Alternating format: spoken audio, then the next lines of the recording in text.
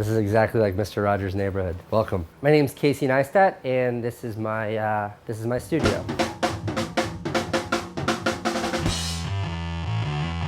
All in all, I've been at 368 Broadway for almost 10 years. I make movies here. I started making movies in, I think it was 2000, it might have been 99, whenever Apple came out with that blue iMac, you know what I'm talking about? In case you don't, it's right there. Maxed out my credit card to get that computer. And I learned how to edit using the iMovie tutorial, which was like washing Steve Jobs' dog in an outdoor kiddie pool. That was the footage they gave you, and then you played with cutting it. And that was sort of it. As I started messing with that, I got really into filmmaking, and I kind of never looked back. Hustled my way through the business.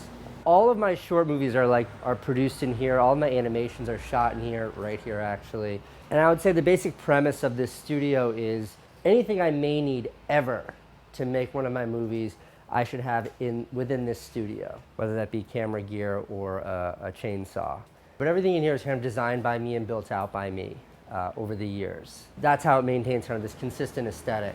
Plus, I don't really like to buy things. I always prefer to make things. And I think this studio kind of embodies that maybe more than anything else that I do.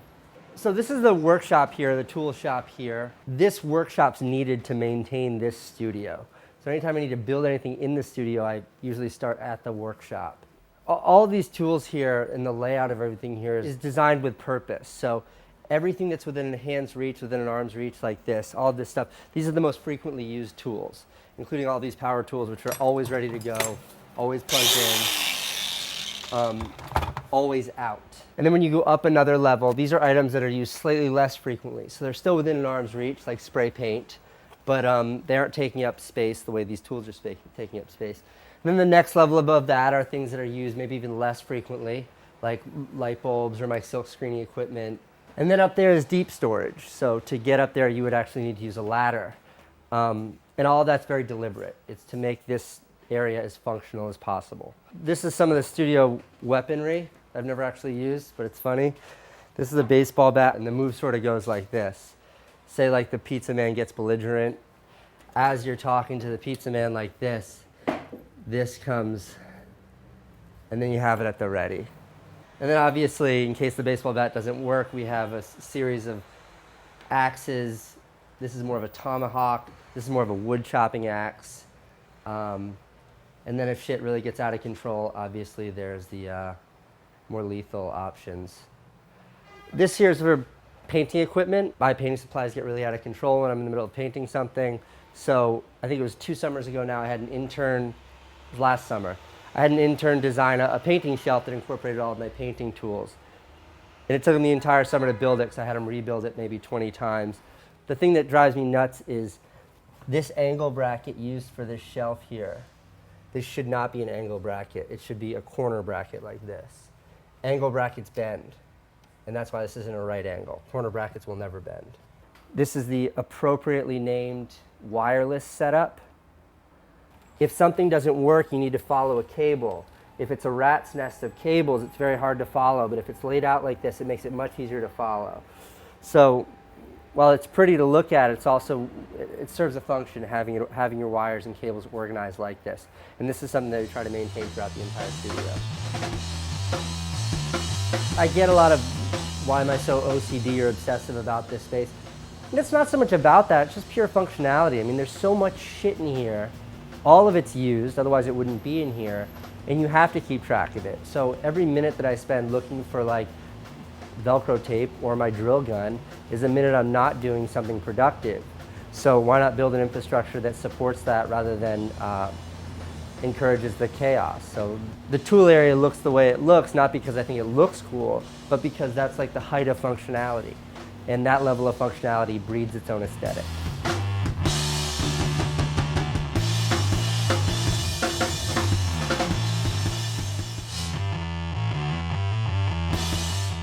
This is my overhead shooting rig, and it's probably the tool that I use most after a camera when it comes to making movies. And I built and designed this, and the idea with this is the camera's here facing straight down, and the monitor's here. It telescopes up and down. It's like that. So it's just plywood, and then a vise up there, and then it telescopes. It slides back and forth, just using this clamp here. So it slides back and forth like that, and then left and right using the same clamp. And then I have this ruler, this measuring device here to set focus at certain heights, so I know how far to bring things up, how far to move them down. I use deli paper here for white seamless that pulls down. All of these tools here are things that I use when shooting on this table, so they're always readily available. This is the black seamless here, and the black seamless is activated if you see this red sort of button here. In theory, you just kind of push that and it rolls out. So then you have sort of a black backdrop instead of a white or the wood. This is probably the latest edition when the air conditioner is blasting and I'm doing like stop motion, so the air conditioner doesn't blow away all the paper or whatever I'm using. I put a, it's just a window blind. This tape dispenser here costs $100, and I saw this in a science lab and just had to have it, and it's just used for labeling. So it's different color masking tapes, made in USA, suction cup to the table. Anyhow, it's just something I really like. This table is actually a door from a World War II shipping boat that I bought for like $8 or $15 or something insane, and then turned it into a table on wheels. This is my assistant or backup edit bay. So when I'm working with an assistant editor, this is where I stick them. Nothing super interesting about this space, except for the fact that it's as far from my desk as any location in the office. Because when I'm working with an assistant editor, they should have their space and I should have mine. So like in the early 2000s, when everything was going from VHS to DVD, I panicked because I think DVD is the worst medium in the history of moving images. So what I do is I had a Netflix account where I'd get my 3 DVDs every other day, and I would downgrade the DVDs onto VHS. So I'd back up my entire collection onto VHS. I had that going for several years until they came out with Netflix On Demand, which I think is the best medium in the history of moving images. And that's when this program kind of stopped. But I really hate DVDs. These are bootleg copy of my HBO series. We print these right there. This monitor here is just so motorcycle cars parked outside, you can kind of keep an eye on it. So we're on the second floor here, and these are like 12-foot windows with the second floor just above Broadway, which makes it really, really tricky to record audio in here because it's so noisy, but it's really good for social interaction. This is really fun. This is just for the double-decker New York City tourist bus drive by a lot. So this is how, hey, there's one right now. Welcome to New York City. Not you. And then you gotta put it away before the cops show up because you can get in trouble with this thing. So all this stuff around here, like pencils, Play-Doh, crayons, chalk, Elmer's glue, and then all of these things, these are all used for movies. They're all used for stop frame animating, things like that. And then when you see stuff like these things, they were all made for a movie. Much like all of the things that are posted up around here, they're all props or animations or drawings used in movies. And it's like, after you put all that effort into making something, it's hard to just throw it out. So if we have wall space, it gets pinned up. So this is like my studio manager's desk here. And all of these red boxes here are studio supplies that aren't out. How they're organized now is categorically. So, you know, like these are Scotch tape and double-sided tape, and the idea is they should have a relationship with the items around them. So Scotch tape does have sort of some relationship with, you know, Dymo label makers, which has a relationship with maybe Staples, which has a relationship with like scissors, which sort of has a relationship with paintbrushes, and then glue, and then hot glue. Grommet gun sort of works with that. And the idea is it couldn't be alphabetized because each box has more than one item in it, but at a glance you should be able to figure out where whatever you're looking for is. It only sort of works like that. I'm still go through every box and I'm looking for something. This wall of pictures here, I used to take a picture of every friend that came by, everyone that came by the studio, and stick it on the wall. But I ran out of wall space and Polaroids got really, really expensive. So I kind of called it quits there, and now it's a little bit of like a permanent installation. What's fun about this though is it's a little bit like, it's like a physical Facebook. Like no matter who comes by the studio, they're like, oh, I know that guy. And that's like a fun thing, but it's something in the studio that rarely gets touched, and I like it. It's nice.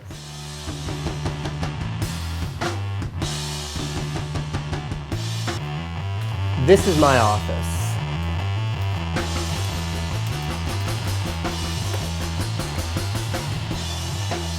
I do have what I think is the world's largest or maybe the most expensive peephole, which is this.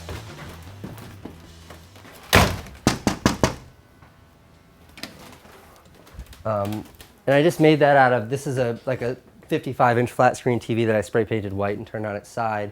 And then there's a GoPro camera mounted on the other side that's just permanently on. Interesting side note, each GoPro lasts about 6 months before the battery melts.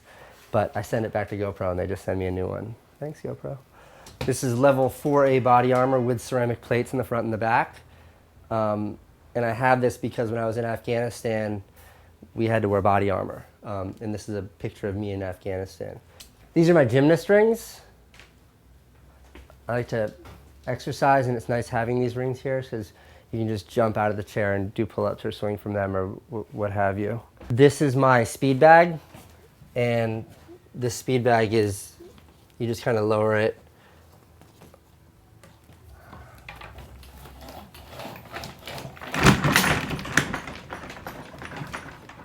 And there are weights on the top here to keep from bouncing, so it's pretty strong. And then I made it a little bit tall, so I have a little stool here that I stand on. And then it's just when you get bored during the day, you can just hammer away on the speed bag.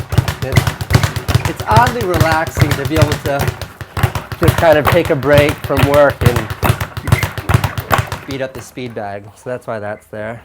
This is a trench knife that my friend made for me for my birthday. It's not actually TSA approved. My friend Tom Sachs made that for me.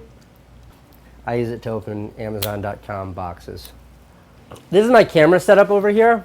At a glance, I want to know if all of my batteries are here and make sure they're all charging. So every charger has a spot, every charger is labeled, and every charger in theory should have a battery in it. If the battery's not in it, the battery's in the camera being used. Same sort of idea with this camera setup here. I've gone through like 20 iterations of a camera rack, had it with spots for each camera and all that. And sort of the easiest is just always having them out. That way I can sort of grab and go with at any time, just with whatever camera I want. My favorite camera, my favorite point and shoot camera, probably my favorite camera, my favorite video camera anyways, is the Canon S100, which is this series. This is the S95, this is the S100, this is the S100, this is the S110. I've broken every single one of these, including my latest. This one I just broke yesterday, but they're still my favorite camera. I just don't think cameras are precious. I think that they're tools, and if you break them, you break them. So I don't really hold back much when using them. This is my favorite lens. This is sort of my go-to, and it's a Tamron 24-70. I like this lens. It's a really short lens, really wide lens, but it has a image stabilizer. So the Canon 24-70 is also a great lens, but it doesn't have the stabilizer. So that's why I use these. I have 2 of them. This is where I sit. This here is the other side of the studio. This is the door you guys came through. This is the other door. This is outside. And the idea with this is, at a glance, I can sort of see everything that's going on. You can set up your iTunes, I think through one of these buttons, to control which speakers it plays through. But I don't like virtual software interfaces. I like physical interfaces. So I built this box here, and it's just plywood and a light switch. But through this box, I can control, like, these are my office speakers. And then these are the studio speakers, so they play out there. You have both up. You can kill them both. And you never have to fumble through your software and open the right application or deal with any of that bullshit. It's just a hard switch. So that's something I'm immensely proud of. It was really complicated to figure out how to do that wiring. This is a police baton that I painted to look like a candy cane so it would be less threatening. Just seemed kind of fun. This is like a 100-year-old fire extinguisher. You would throw this at the base of a fire to explode, put the fire out. but apparently the chemicals inside it cause cancer. So we're very careful not to use that. Just use a Poland Spring bottle instead. This is my Independent Spirit Award. Pretty proud of this one. This is an award from Vimeo. I always prefer to build things over buying them because you can never get exactly what you want when you buy it, but when you build it, it is yours, so it's easier to take ownership of, and you can make it specifically yours. I don't think anywhere in the universe there's a shooting table that's exactly fits that space, but I could build that in an afternoon and it's done. And I think that's true also with my movies. It's like, there's nothing really typical about the way I make movies, but they get the job done, they tell the story. So I always sort of embrace like the handmade quality that I use with carpentry, also with filmmaking. Whatever it takes to tell the story is what it takes to tell the story.